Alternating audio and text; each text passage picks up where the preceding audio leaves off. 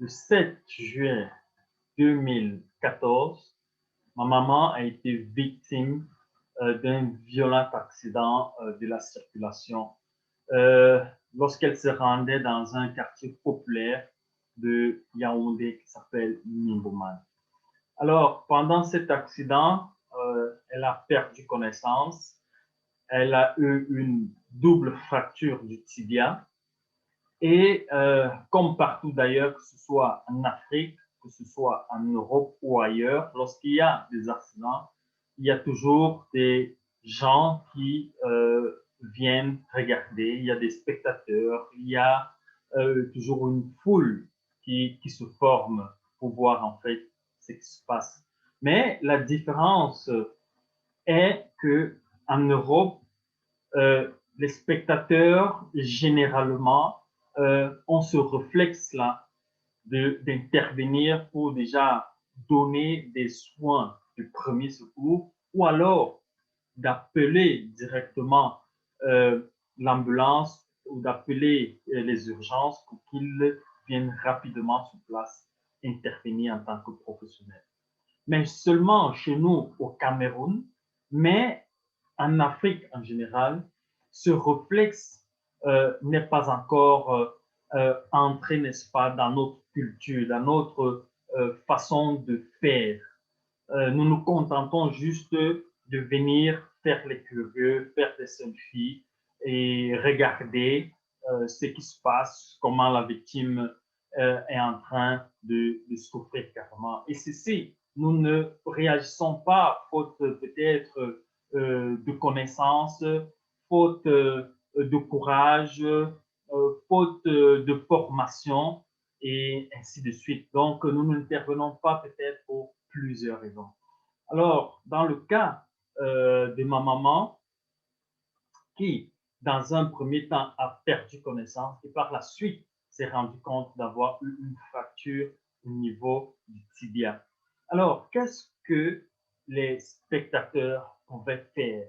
Qu'est-ce que les spectateurs pouvaient donner euh, comme soin de premier secours? Alors, la première chose qu'il faut faire lorsqu'il s'agit d'une urgence, lorsqu'il s'agit d'un accident de la circulation, c'est d'appeler les urgences, c'est d'appeler les ambulances, c'est d'appeler un professionnel de santé. Ça, c'est la première chose. Ça doit être le premier réflexe que nous devons avoir lorsque nous sommes en face d'un accident, lorsque nous sommes en face de, d'une situation d'urgence sanitaire.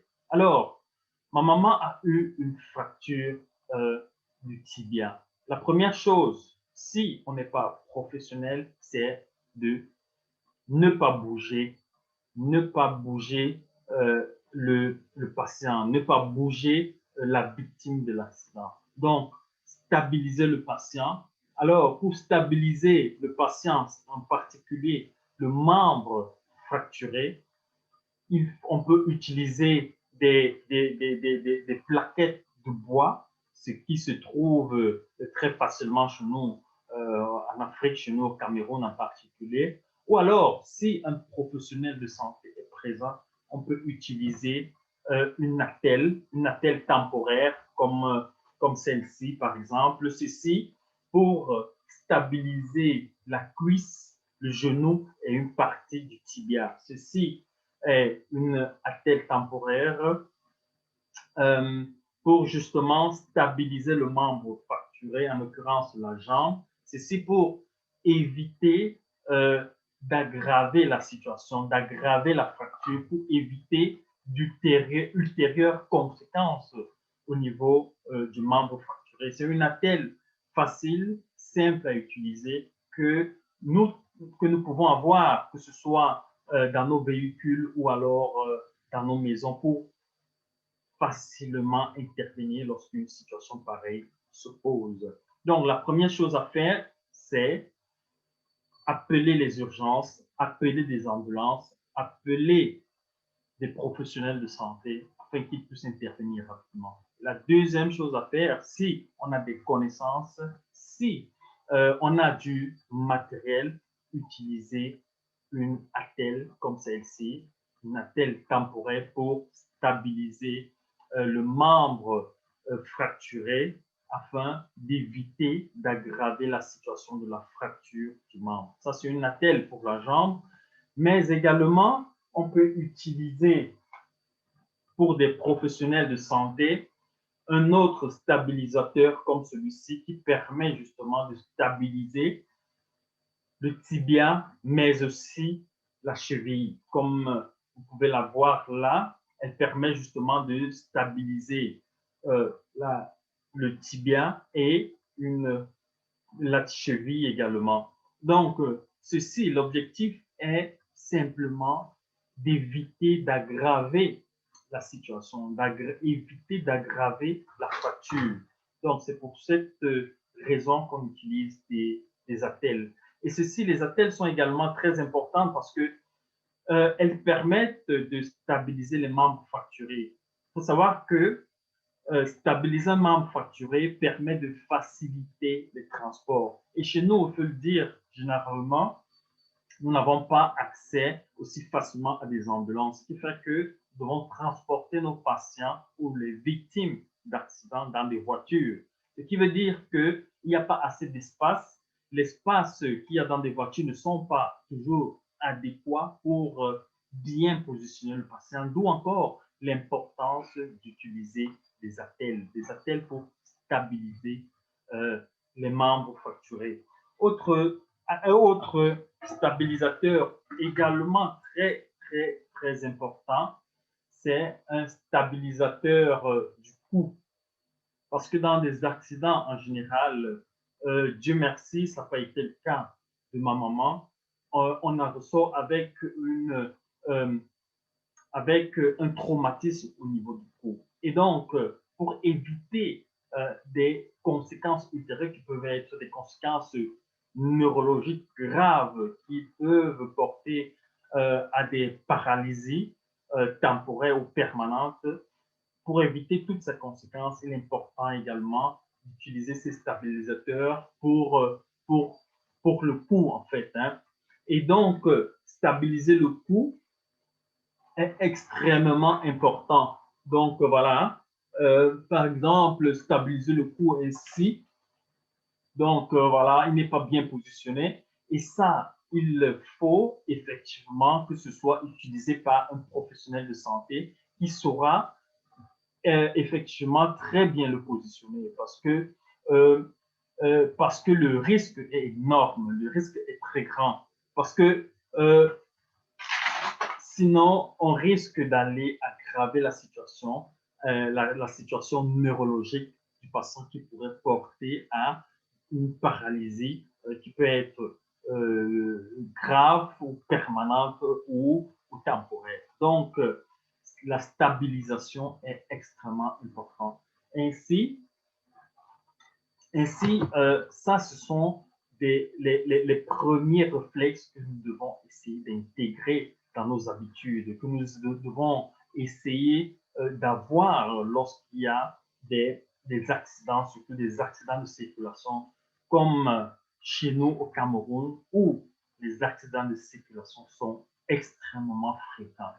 Donc, lorsqu'il y a des accidents de circulation, lorsqu'il y a des cas d'urgence, lorsqu'il y a des cas de traumatisme, il est important, premièrement, d'appeler des urgences, d'appeler des ambulances, d'appeler des professionnels de santé afin qu'ils puissent rapidement se présenter sur le terrain où il y a eu l'accident pour pouvoir donner des soins de premier secours. Ça, c'est le premier réflexe que nous devons avoir.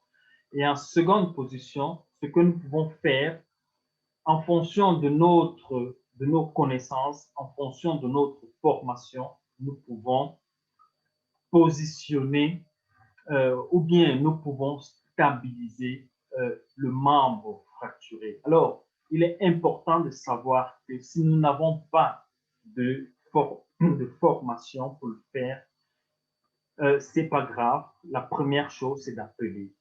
La deuxième chose, stabiliser, si nous avons des formations pour le faire, si nous avons des connaissances pour le faire, parce que sinon nous risquons d'aggraver la situation de la fracture, d'aggraver la situation du traumatisme du patient. Stabiliser le membre, ou alors, au lieu juste de faire le spectateur, on peut aller auprès du patient, auprès de la victime et essayer d'entretenir à travers une conversation le patient pour éviter justement que la personne ne perde conscience, ne perde connaissance. Donc, entretenir un dialogue avec le patient pour réconforter déjà le patient en attendant éventuellement l'arrivée du professionnel de santé qui pourra prendre en charge euh, euh, la victime. Donc, voilà, euh, voilà donc ce qu'il faut faire. Alors, et tout ce matériel que j'ai pris, je l'ai pris parce que justement, c'est le matériel qui a manqué, qui aurait aidé ma maman lorsqu'elle a fait son accident. Et donc, vu que je ne voudrais pas que des situations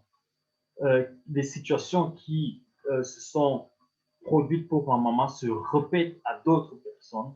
Alors, pour mon voyage au Cameroun, j'ai acheté, je me suis procuré du matériel comme je vous les ai montré pour stabiliser, pour intervenir lorsqu'il y a des situations de traumatisme, lorsqu'il y a des situations d'accidents graves. Donc, nous mettrons donc à disposition ce matériel pour sauver des vies, pour éviter d'aggraver la situation des patients, pour même prévenir les conséquences dramatiques qui pourraient porter même à des handicaps permanents dus à ces accidents de circulation. Donc, moi, je serai au Cameroun en juin pour lancer nos activités de soins à domicile. Et donc, ce matériel sera mis à votre disposition pour que, ensemble, nous puissions contribuer à votre bien-être. Ensemble, nous puissions contribuer à prévenir d'éventuelles conséquences graves et permanentes qui pourraient intervenir lorsque vous êtes victime d'accidents de circulation. Donc, rendez-vous en juin pour bénéficier de nos soins à domicile. Et donc, pour bénéficier de nos soins à domicile, vous pouvez nous contacter à notre numéro qui s'affichera juste à la fin de cette vidéo et ainsi pour n'importe quelle situation d'urgence, pour n'importe quel besoin de santé, vous pouvez nous contacter directement et nous serons rapidement à votre service pour répondre à votre besoin de santé. Et donc, n'hésitez pas à nous contacter, n'hésitez pas à nous écrire, n'hésitez pas surtout à, nous appeler pour intervenir dans n'importe quelle situation où nos services sont requis. Et donc, rendez-vous en juin pour ce service de santé, pour ce service médical à domicile. Donc, n'hésitez pas à nous contacter et surtout, enregistrer ce numéro, enregistrer nos numéros, enregistrer nos contacts. Ainsi, vous pourrez nous appeler pour que nous puissions, en tant que professionnels de santé, intervenir lorsqu'il y a des situations d'urgence, lorsqu'il y a besoin de nos services médicaux.